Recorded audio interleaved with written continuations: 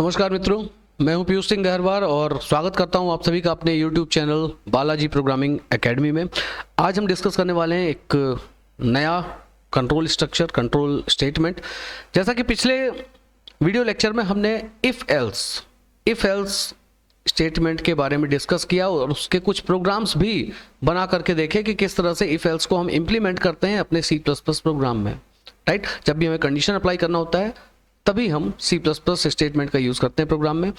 अब आज इस लेक्चर में हम नेस्टेड इफ के एक नए फॉर्मेट को डिस्कस करेंगे, जिसको कहा जाता है असल में इफ एल्स का जो नया फॉर्मेट है उसका नाम है नेस्टेड इफ। असल में इफ स्टेटमेंट को ही एक नए तरीके से यूज किया जाता है और इस स्ट्रक्चर को नेस्टेड इफ का नाम दिया गया है। एग्जैक्टली होता क्या है नेस्टेड इफ? अगर हम इसकी डेफिनेशन पर ध्यान दें तो डेफिनेशन इसकी बड़ी सिंपल होती है कि जब एक इफ स्टेटमेंट की डेफिनेशन में दूसरा इफ स्टेटमेंट अप्लाई किया जाए। एक इफ स्टेटमेंट की डेफिनेशन के अंदर, ये इफ की डेफिनेशन है, इसके अंदर हमने दूसरा इफ स्टेटमेंट अप्लाई कर दिया, तो ऐसे इफ स्टेटमेंट को नेस्टेड इफ स्टेटमेंट कहा जाता है। आइए इसका सिंटैक्स अगर हम देखें तो सिंटैक्स एग्जैक्टली किस तरह बनेगा इसका। आपने एक इफ स्टेटमेंट यहां पर बनाया और इसके अंदर आपने अप्लाई कर दी अपनी कंडीशन, जो भी है। कंडीशन देने के बाद यहां से हमने इफ स्टेटमेंट की शुरुआत किया। राइट, अब इफ स्टेटमेंट, इफ का जो कोड ब्लॉक स्टार्ट हुआ उस कोड ब्लॉक के अंदर हमने एक और इफ स्टेटमेंट अप्लाई कर दिया। ऑलराइट, फिर यहां के स्टेटमेंट्स अपना अलग लिख दिया हमने, फिर इसको क्लोज किया। तो यहां पर हम देख सकते हैं जो मेन वाला इफ है, बाहर वाला, वो ये है, और इसके अंदर एक और इफ अंदर इनर स्टेटमेंट लगा हुआ है, इनर इफ लगा हुआ है।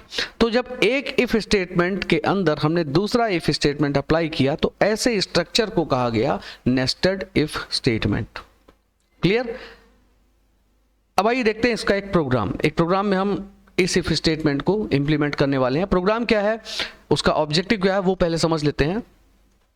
हम जो प्रोग्राम बनाने जा रहे हैं इसमें असल में हमें 3 नंबर्स इनपुट कराने हैं। सपोज हमने A, B and C 3 variables input किए। हमें फाइंड करना है, हमें सबसे बड़े नंबर को प्रिंट करना है। यदि A की वैल्यू सबसे ज़्यादा है, सबसे बड़ी है, तो हमारा जो रिजल्ट है वो आना चाहिए A इज़ द ग्रेटेस्ट या A इज़ द लार्जेस्ट। ठीक है, B सबसे बड़ी है तो B is the largest, C बड़ी है तो C इज़ द ग्रेटेस्ट। मतलब जो भी तीनों में से सबसे बड़ी वैल्यू है जिस वेरिएबल की, वही रिजल्ट के रूप में प्रिंट होना चाहिए, दैट इज द लार्जेस्ट। ठीक है, अब बात आती है 3 में से हम कैसे चेक करेंगे। 2 का तो हमने प्रोग्राम बनाया हुआ है कि A और B दिया, सिंपल सा आपने सीधे कंडीशन लगा दिया, if A is greater than B, अगर A B से बड़ा है तो A इज ग्रेटर प्रिंट करो, नहीं तो B इज ग्रेटर प्रिंट करो। बट यहाँ पर हमारे पास 3 वेरिएबल्स हैं। अब 3 वेरिएबल में इस चीज़ को हमें कैसे चेक करना है, चलिए देखते हैं। पहले इसका लॉजिक समझ लेते हैं कि एग्जैक्टली कॉन्सेप्ट हम क्या यूज करने वाले हैं सबसे बड़ा नंबर फाइंड करने के लिए। पहले हम चेक करेंगे A और B को, कुछ इस तरह से कंडीशन लगाएंगे जैसे पहले भी हम लगा चुके हैं कि if A is greater than B, अगर A B से बड़ा है। अब ये कंडीशन हमारी कि अगर A B से बड़ा है तो या तो होगा या तो नहीं होगा। तो अभी कुछ देर के लिए हम मान लेते हैं कि चलिए ठीक है, A B से बड़ा है, ये बात सही है। ठीक है, तो हम इफ के अंदर आ जाएंगे। इफ के अंदर आते ही, असल में इफ के अंदर आने का मतलब क्या हो रहा है कि A B से बड़ा है तभी आएगा। तो अगर B A से छोटा है, A बड़ा है, B छोटा है, तो अगर B बड़ा है, B छोटा है, तो B तो ऑलरेडी रेस से बाहर हो गया। हमें फाइंड क्या करना है, तीनों में से सबसे बड़ा कौन। तो B तो यहां आउट हो चुका है, अगर कंडीशन सही है तो उस हिसाब से B आउट। बचे कौन कौन, A और C। तो कंडीशन सही होने की स्थिति में हम इफ के अंदर जा करके A और C को चेक करेंगे। मतलब यहां पर फिर से कंडीशन लगाएंगे जैसे यहां लगी हुई है, एक इफ यहां लगा है, अंदर आके एक इफ और लगा है। ठीक है, तो यहां पर A और C को चेक किया हमने क्योंकि 2 ही बचे हैं। अब यदि A C से भी बड़ा है, मतलब ये कंडीशन भी अगर सही हो जाती है तो हम प्रिंट कर देंगे कि A सबसे बड़ा है। और अगर ये कंडीशन गलत हो जाती है तो हम क्या प्रिंट करेंगे, C सबसे बड़ा है, क्योंकि A और C तो बचे ही हैं। या तो A सबसे बड़ा होगा या C बड़ा होगा। तो अगर A C से बड़ा है तो A सबसे बड़ा, नहीं तो C सबसे बड़ा। क्लियर?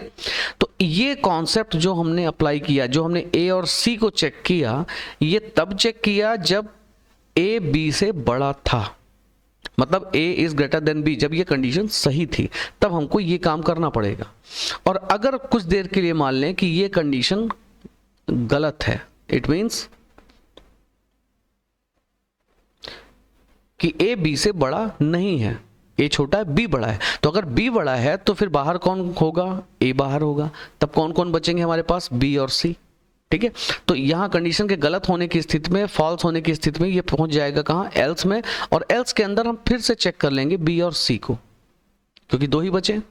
मतलब अगर ये वाली कंडीशन जो a is greater than b है, अगर ये कंडीशन सही होती है तो ये वाला काम करना है, और गलत होती है तो इस काम को छूना भी नहीं है, सीधे आ जाना है नीचे एल्स में, और यहाँ b और c को चेक करना है। जब हम b और c को चेक करेंगे, b is greater than c, अगर ये कंडीशन सही होती है इट मीन्स b सबसे बड़ा है, और गलत होती है तो c सबसे बड़ा है। क्लियर? तो कुछ इस लॉजिक के साथ हमें प्रोग्राम बनाना है। सबसे पहले a और b को चेक करना है, कंडीशन सही है तो a और c को चेक करना है, ये भी सही है तो a प्रिंट करना है, गलत है तो c प्रिंट करना है।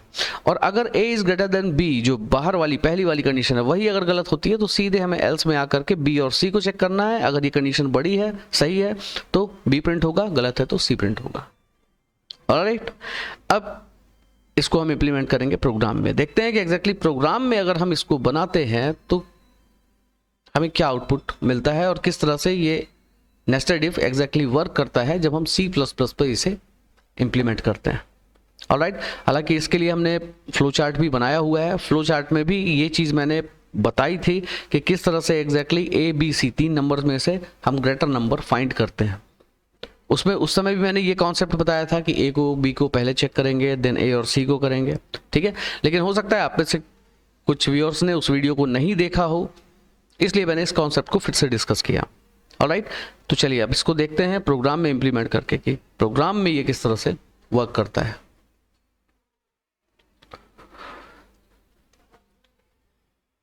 तो सबसे पहले तो यहां हमें बनानी होगी अपनी फाइल।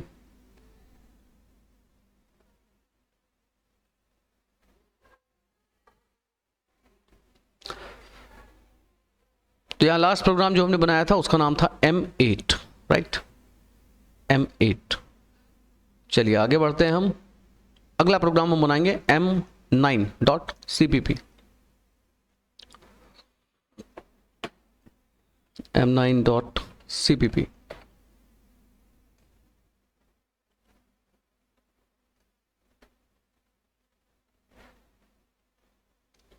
ओके, यहां सबसे पहले हमारा काम क्या होगा, hash include IO stream, file को जोड़ना।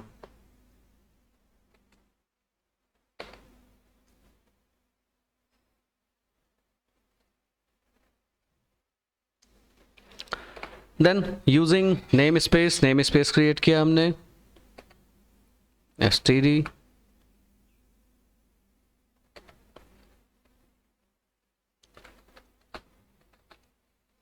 देन बनाया हमने अपना मेन फंक्शन। मेन फंक्शन के अंदर जैसा कि मैंने बताया कि तीन नंबर्स पहले तो हमें इनपुट करने होंगे, तो यहाँ पर तीन हमने ले लिए variables A B and C। Then one by one तीनों नंबर्स को हम करेंगे इनपुट।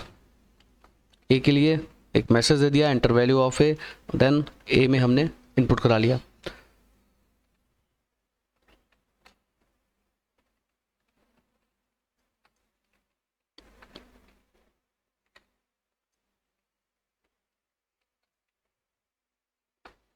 इस तरह से तीनों वैल्यूज हमने इनपुट करा ली। अब इसके बाद सबसे पहला काम हमें क्या करना था, जैसा कि हमने देखा कि सबसे पहले हमें चेक करना है, कंडीशन लगानी है A और B के लिए। तो यहां पर हम कंडीशन लगा देते हैं, if A is greater than B। Alright, then इसके अंदर क्या काम करना है। अब देखिए यहां पर ये जो ब्रेसेस लगे हुए हैं, इफ के बाद ये जो ब्रेसेस हमने लगाए हैं, ब्रेसेस के अंदर कंपाइलर तभी जाएगा जब A is greater than B, ये कंडीशन जब सही होगी। और इस कंडीशन के सही होने का क्या मतलब है कि A बड़ा है B छोटा है। तो जब A बड़ा है B छोटा है तो B तो बाहर ही छोड़ दिया हमने, अंदर आने पे A और C दो हमारे पास ऑप्शन बचे सबसे बड़े होने के लिए। तो यहां पर हम A और C को चेक करेंगे, राइट। तो यहां पर हमने फिर से एक कंडीशन अप्लाई किया, if A is greater than C। Alright, अब इस इफ के बाद हमें सिर्फ एक लाइन का स्टेटमेंट लिखना है। क्योंकि अगर ये कंडीशन, अगर ए सी से भी बड़ा है, अगर ये कंडीशन सही है तो इट मीन्स सी सबसे, ए सबसे बड़ा है। अगर ए सी से भी बड़ा है, बी से तो बड़ा है, ये पहले ही डिसाइड हो गया, तभी इफ के अंदर आए हम, राइट। और अगर ए सी से भी बड़ा है तो इट मीन्स सबसे बड़ा ए हुआ। तो यहाँ पर सिर्फ हमें प्रिंट करना है cout A is the greatest, right. तो एक लाइन का स्टेटमेंट देना है, तो यहाँ पर हमें आई थिंक ब्रैकेट लगाने की जरूरत नहीं है, मिडिल ब्रेस की आवश्यकता नहीं है यहाँ। तो यहाँ पर हम सीधे लिख देते हैं cout A is the greatest, right. और अगर ये कंडीशन गलत है, मतलब अगर ए सी से बड़ा नहीं है, तब of course C is greatest. या हमने सी को प्रिंट कर दिया, ऑलराइट। तो ये जो हमने इतना काम किया, ए और सी को चेक किया, सही है तो ए ग्रेटेस्ट, गलत है तो सी ग्रेटेस्ट। ये काम केवल तब होगा जब ये हमारी कंडीशन सही होगी, जब ए बी से बड़ा होगा। लेकिन सपोज ए बी से बड़ा नहीं, अगर यही कंडीशन गलत हो गई, तब इस पूरे काम को छोड़ दिया जाएगा और ये नीचे आ जाएगा, आगे आ जाएगा, आगे हम लगाएंगे एल्स, राइट। मतलब कहने का ये कि इस एल्स में प्रोग्राम कब पहुंचेगा, जब ए बी से बड़ा नहीं होगा, मतलब ए छोटा होगा बी बड़ा होगा। और अगर बी बड़ा है तो फिर हमारे पास दो ऑप्शन कौन बचेंगे, बी और सी। तो एल्स के अंदर हम फिर से कंडीशन लगाएंगे और यहां चेक करेंगे बी और सी को, जैसा कि हमने यहां पर किया हुआ है। इस कंडीशन के गलत होने पर हम सीधे कहां पहुंचेंगे, एल्स में, और एल्स के अंदर हम चेक करेंगे बी और सी को। अगर ये कंडीशन सही है तो बी सबसे बड़ा, नहीं तो सी सबसे बड़ा। क्लियर। तो एग्जैक्टली ये लॉजिक हम यूज कर रहे हैं अपने प्रोग्राम में। अब if B is greater than C, अगर ये कंडीशन सही है then it means B is greatest, right. और अगर ये कंडीशन गलत है then C is greatest. Clear. तो इस तरह से हम फाइंड कर सकते हैं 3 नंबर्स में से सबसे बड़ा नंबर। आइए इसको रन करके देखते हैं।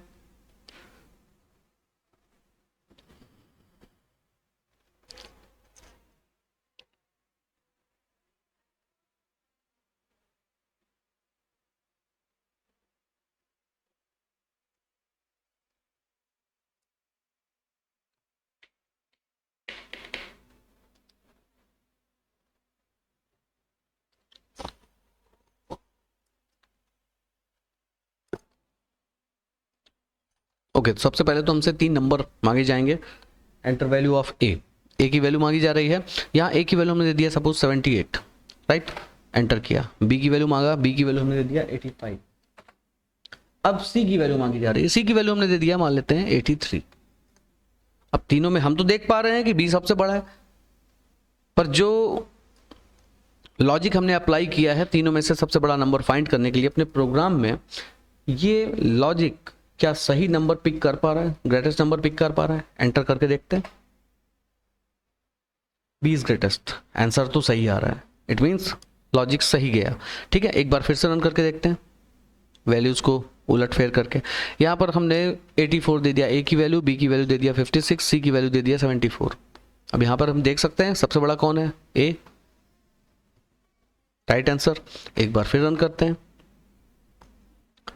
यहाँ हमने दिया ए की वैल्यू दे दिया 45, बी की वैल्यू दे दिया 56, सी दे दिया 87, सी इज ग्रेटेस्ट, राइट। सही काम हो रहा है, सही लॉजिक जा रहा है। तो इस तरह से हम फाइंड करते हैं which one is greatest. Clear. अच्छा, इसी प्रोग्राम को, इसी ऑब्जेक्टिव को हम एक और तरीके से भी बना सकते हैं। यहां पर जो हमने तरीका यूज किया, जो हमने स्ट्रक्चर, जो हमने स्टेटमेंट यूज किया, वो कौन सा था, नेस्टेड इफ, राइट। यानी इस प्रोग्राम को हमने बनाया नेस्टेड इफ स्टेटमेंट का यूज करके। इसे नेस्टेड इफ की बजाय यदि हम चाहें तो एक दूसरे तरीके से भी बना सकते हैं, और उस दूसरे तरीके को कहा जाता है असल में मल्टीपल कंडीशन।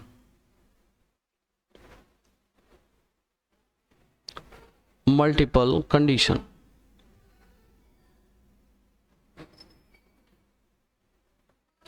जैसा कि नाम से ही क्लियर हो रहा है, मल्टीपल कंडीशन मतलब मल्टीपल मीन्स मैनी, कई, राइट। और condition means just condition apply करना। तो यहां पर मल्टीपल कंडीशन का मतलब यह है कि कई कंडीशन एक साथ अप्लाई करना। उसे हम कहते हैं मल्टीपल कंडीशन। जैसे अभी तक जो हमने प्रोग्राम्स देखे, तो अभी प्रोग्राम्स में क्या देखा हमने, if A is greater than B ये कंडीशन लगाई, इसके अंदर जाकर के if A is greater than C लगा दिया, राइट। फिर इस इफ को हमने क्लोज किया, यहाँ इफ एल्स लगाने के बाद इस इफ को क्लोज किया, देन एल्स में गए, एल्स के अंदर हमने क्या देखा कि फिर से हमने यहाँ पर बी इज ग्रेटर देन सी लगाया हुआ है, राइट। तो यहाँ पर हम क्या देख रहे हैं कि हर इफ के पैरेंथेसिस के अंदर सिर्फ एक एक कंडीशन लगी हुई है। ए इज ग्रेटर देन बी, ये क्या है, ये एक कंडीशन है। ए इज ग्रेटर देन सी, ये भी एक कंडीशन है। बी इज ग्रेटर देन सी, ये भी एक कंडीशन है। मतलब हर पैरेंथेसिस में हम सिर्फ एक कंडीशन अप्लाई कर रहे हैं, राइट। लेकिन जब हम इफ के पैरेंथेसिस के अंदर एक साथ कई कंडीशन अप्लाई करते हैं, उसे असल में कहा जाता है मल्टीपल कंडीशन। जैसे यहाँ सपोज हमने एक कंडीशन ये लगा दिया, ये हो गई हमारी कंडीशन 1, राइट। अब ब्रैकेट क्लोज करने की बजाय यहीं पर हमने दूसरी कंडीशन भी अप्लाई कर दी, कंडीशन 2। जरूरत पड़ी तो तीसरी कर दी, चौथी कर दी, पांचवी कर दी, 10, 15, 20, 25 कितने भी कंडीशन हम एक ही ब्रैकेट के अंदर लगा सकते हैं, ठीक है। और जब एक से अधिक कंडीशन एक साथ हम एक पैरेंथेसिस के अंदर रखते हैं इफ में, तो उसे ही कहा जाता है multiple condition. But multiple condition लगाते समय एक बात विशेष ध्यान रखनी जरूरी है कि जब भी मल्टीपल कंडीशन हम अप्लाई करते हैं, तो कंडीशंस के बीच में यानी इस स्थान पर हम एक विशेष ऑपरेटर यूज करते हैं जिसे कहा जाता है लॉजिकल ऑपरेटर्स। लॉजिकल ऑपरेटर्स ये टोटल 3 होते हैं C++ में। कौन कौन से? पहला होता है एंड, राइट। पर एंड लिखा नहीं जाता, एंड के स्थान पर जहां एंड लगाना होता है वहां पर हम डबल एम्परसेंट ये चिन्ह लगाते हैं जहां भी हमें एंड लिखना होता है, राइट। जैसे यहां पर हम डबल एम्परसेंट लगाएंगे तो इसका मतलब क्या हुआ कि ये कंडीशन एंड ये कंडीशन, जब ये दोनों कंडीशन सही होगी तभी इफ के अंदर एंट्री मिलेगी, ठीक है, नहीं तो सीधा एल्स में भेज दिया जाएगा, राइट। दूसरा होता है और, अथवा। इसको हम डबल पाइप साइन से रिप्रेजेंट करते हैं। अच्छा, इस साइन का नाम क्या है? इसको कहा जाता है एम्परसेंड।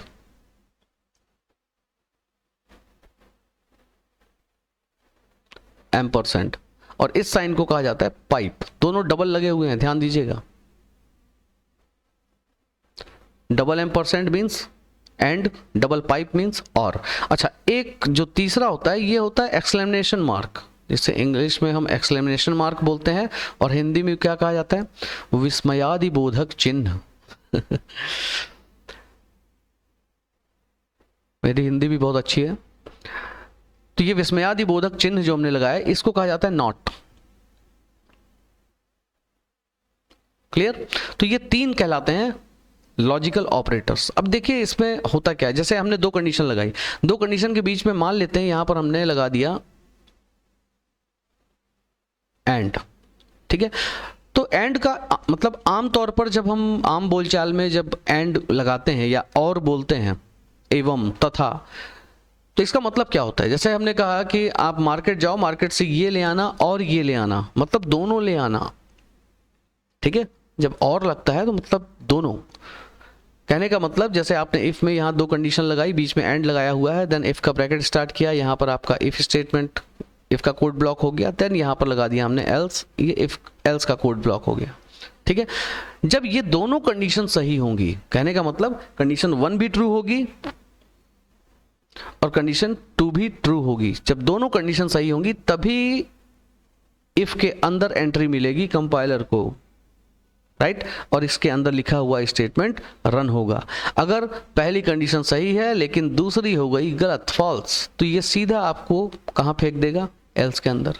अगर पहली गलत है, दूसरी सही हो गई, तो भी ये आपको एल्स में ही भेजने वाला है, और दोनों गलत है तब तो जाहिर सी बात है एल्स में ही जाएंगे। मतलब इफ के अंदर कंपाइलर केवल तब एंट्री कर पाएगा जब दोनों कंडीशन, मतलब आपने जितनी भी कंडीशन एंड लगा करके लगाई हुई हैं, जरूरी नहीं कि 2 है, 5 हो सकती है, 10 हो सकती है, लेकिन इन सभी के बीच में यदि एंड लगा हुआ है तो जब सारी की सारी कंडीशन सही होंगी तभी कंपाइलर इफ के अंदर एंट्री करेगा।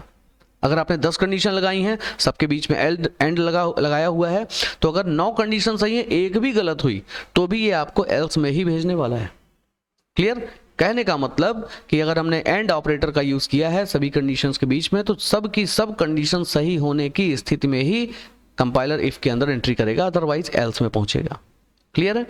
अब देखते हैं और के बारे में समझते हैं। यदि आपने और ऑपरेटर लगाया हुआ है तो और का मतलब क्या होता है? अथवा, या, ये या फिर ये। मार्केट जाइए, बैगन ले लीजिएगा या फिर आलू ले लीजिएगा। बैगन या आलू, पिज्जा या बर्गर, मतलब दो में से कोई एक ही चीज लानी है, दोनों नहीं लाना। ठीक है? हाँ, अगर बोले कि चलो आज पार्टी करते हैं, मार्केट जाओ, डोमिनोज जाओ, वहां से 2 पिज्जा और 2 बर्गर ले आना, मतलब और 2 सब कुछ आएगा। ठीक है, दोनों चीजें आएंगी। लेकिन अगर आपने बोला कि 2 पिज्जा लेना या फिर 2 बर्गर ले लेना, मतलब दो में से कोई एक ही चीज आने वाली है, राइट? तो और का मतलब होता है कि कोई एक कंडीशन भी अगर सही होती है तो पूरी कंडीशन को सही मान लिया जाता है। कहने का मतलब अगर ये दोनों कंडीशन सपोज सही है, पहली भी दूसरी भी, तो बहुत ही अच्छी बात है, ये तुरंत इफ के अंदर जाएगा, फटाफट काम करेगा। लेकिन अगर पहली कंडीशन सही है और दूसरी हो गई गलत, तो भी ये इफ के अंदर चला जाएगा। पहली गलत हो गई, दूसरी सही हो गई, तो भी ये इफ के अंदर आ जाएगा। हाँ, जब दोनों गलत होंगी तब जरूर ये कहाँ पहुंचेगा? एल्स में। तो ये तो 2 की बात हुई। अगर आपने 10 कंडीशन लगाई हैं और सबके बीच में और लगाया हुआ है, तो अगर 9 कंडीशन गलत हैं, एक भी सही होने पाई, तो भी ये इफ के अंदर आ जाएगा, क्योंकि सभी में अथवा लगा हुआ है कि ये होना चाहिए या फिर ये होना चाहिए या फिर ये होना चाहिए। ठीक है, आपने अथवा लगाया हुआ है, तो अथवा का होने के कारण सारी कंडीशन में से कोई एक भी अगर सही निकल गई तो कंडीशन सही मान ली जाती है। क्लियर है? तो ये कॉन्सेप्ट है लॉजिकल ऑपरेटर्स का, और इनका यूज किया जाता है जब हम मल्टीपल कंडीशंस अप्लाई करते हैं। ये दोनों कंडीशन को असल में कंबाइन करने का काम करते हैं। ठीक है, स्टेटमेंट्स को कंबाइन करने के लिए यूज किया जाता है लॉजिकल ऑपरेटर्स। तो चलिए इसका प्रोग्राम बना करके देखते हैं। प्रोग्राम ऑलरेडी बना हुआ है। असल में enter value of A, then B, then C, तीनों वैल्यू को इनपुट करने तक का काम तो हमें करना ही होगा। यहां से हमारा चेंज होगा प्रोग्राम। तो चलिए यहां तक हम कर लेते हैं कॉपी। समय को बचाने के लिए, समय बहुत कीमती है, उसे ज़्यादा से ज़्यादा बचाना चाहिए, और बचाते हुए हमने फाइल बना दी m10.cpp और यहां पर फटाक से कॉपी कर दिया, जो पेस्ट कर दिया, जो कॉपी करके लाए थे अपन। ऑलराइट, तो यहां पर देखिए ABC लेकर के हमने तीनों को इनपुट तो करा दिया, राइट? और पिछले प्रोग्राम में हमने ABC में से सबसे बड़ी संख्या फाइंड की थी नेस्टेड इफ का यूज करके। लेकिन अब हम नेस्टेड इफ की बजाय मल्टीपल कंडीशन अप्लाई करेंगे। तो यहां हमने सीधा लगाया if A is greater than B, अगर A B से बड़ा है, and A is greater than C। दो कंडीशन देखिए एक साथ हमने रख दिया यहां पे। अगर A B से बड़ा है और A C से भी बड़ा है, अगर ये दोनों बातें सही हो जाएं तो उसका मतलब क्या होगा? इसका मतलब होगा A सबसे बड़ा है, तो यहां पर हम प्रिंट कर देंगे A सबसे बड़ा है।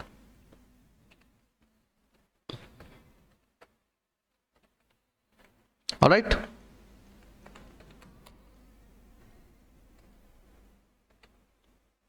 क्लियर है? अब जाहिर सी बात है इफ के आगे जो लाइन लिखी हुई है, ये लाइन तभी रन होगी जब इफ की कंडीशन सही होगी। और इफ में दी हुई है 2 कंडीशन एंड लगाकर, मतलब जब ये दोनों बात सही होगी, जब A B से भी बड़ा होगा और A C से भी बड़ा होगा, तभी ये मैसेज प्रिंट होगा, राइट? अब इसी तरह लगाया हमने दूसरी कंडीशन। अब B के लिए लगाया if B is greater than A and B is greater than C।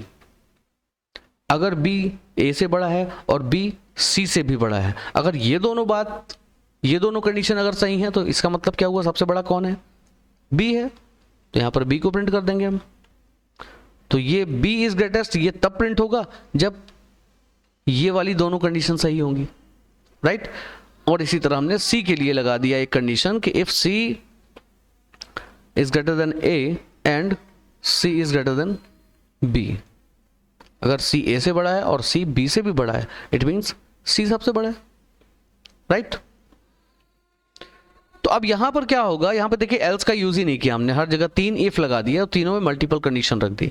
तो कंडीशन दोनों रीड की जाएंगी, यानी इस इफ को पहले प्रोग्राम पढ़ेगा नंबर इनपुट करने के बाद, अगर उसको दोनों कंडीशन सही मिलती है तो वो ए इज ग्रेटेस्ट प्रिंट करेगा, और अगर इनमें से दोनों गलत मिलती है या कोई एक भी गलत मिलती है तो ये सीधा पहुंचेगा, इस लाइन को जंप करा देगा, सी आउट ए इज ग्रेटेस्ट, इस लाइन को टच भी नहीं करेगा, सीधा आगे आएगा। आगे आते ही उसको अगली कंडीशन मिली, b is greater than C, b is greater than a and b is greater than c। अगर ये दोनों कंडीशन सही मिली उसके तो b इज ग्रेटेस्ट प्रिंट होगा, और ये भी गलत हुई तो ये सी आउट b इज ग्रेटेस्ट, इस लाइन को जंप करके आगे आएगा। आगे फिर से इसको तीसरी कंडीशन मिल रही है कि if c is greater than a and c is greater than b। अगर ये दोनों कंडीशन सही मिलती है तो then it will print c is the greatest. मतलब ये तीनों इफ में जा करके रीड करेगा, लेकिन एग्जीक्यूट उसी इफ को करेगा जहां दोनों कंडीशन उसे सही मिलेगी। ऑलराइट, अच्छा इसके कारण देखिए प्रोग्राम भी थोड़ा छोटा दिख रहा है, पिछला वाला प्रोग्राम देखिए काफी बड़ा हो गया था ये, राइट, थोड़ा बड़ा था, लेकिन ये वाला प्रोग्राम मल्टीपल कंडीशन के कारण देखिए कितना छोटा हो गया। अब इसको रन करके देखते हैं। ये हमने किया रन, तो सबसे पहले एज यूजुअल 3 वैल्यू आपसे मांगी जाएगी, ए की, बी की, देन सी की।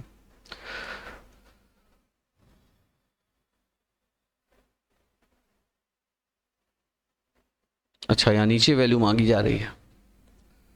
ओके, तो एंटर वैल्यू ऑफ ए की वैल्यू हमने दे दिया सपोज 78, बी की वैल्यू मांगा, बी की वैल्यू दे दिया 58, सी की वैल्यू मांगी जा रही है, सी की हमने दे दिया 97। अभी हम देख सकते हैं कि सी सबसे बड़ा है, ठीक है। तो यहाँ पर देखिए अब तीनों वैल्यू हमने दे दी, तीनों वैल्यू इनपुट करने के बाद ये काम क्या कर रहा है, पहले इसको चेक करेगा, पहली वाली कंडीशन को, क्या ए बी से बड़ा है और ए सी से बड़ा है। देखिए क्या ए बी और सी से बड़ा है, नहीं है।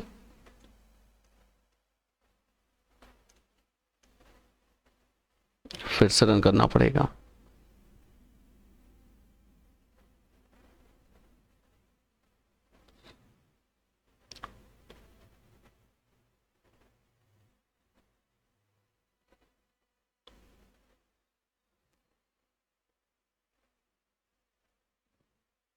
ऑलराइट, 78, 58, 87। तो यहां देखिए ए बी और सी से बड़ा नहीं है, तो कंडीशन ये हो जाएगी गलत। तो आगे बढ़ेगा, फिर बी को चेक करेगा, क्या बी ए और सी से बड़ा है, नहीं, कंडीशन गलत। फिर सी वाली कंडीशन में आएगी, क्या सी ए और बी से बड़ा है, यस, ये वाली दोनों सही है कंडीशन, तो ये एंटर करते ही प्रिंट हो जाएगा सी इज ग्रेटेस्ट। क्लियर है? फिर से रन करके देख लेते हैं, कोई मिस्टेक तो नहीं है प्रोग्राम में। ए दे दिया 78, बी दे दिया 12, सी दे दिया 56, ए इज ग्रेटेस्ट। फिर से रन किया, इस बार ए की वैल्यू दे दिया हमने 45, बी की वैल्यू दे दिया 58, सी की वैल्यू दे दिया 35। इस बार बी को ग्रेटेस्ट बता रहा है, मतलब सही आंसर मिल रहा है हमें। तो कहने का मतलब कि वो जो हमने नेस्टेड इफ का यूज करके प्रोग्राम बनाया था, एबीसी में से ग्रेटेस्ट नंबर फाइंड किया था, उस प्रोग्राम को हम इस तरीके से भी बना सकते हैं मल्टीपल कंडीशन का यूज करके।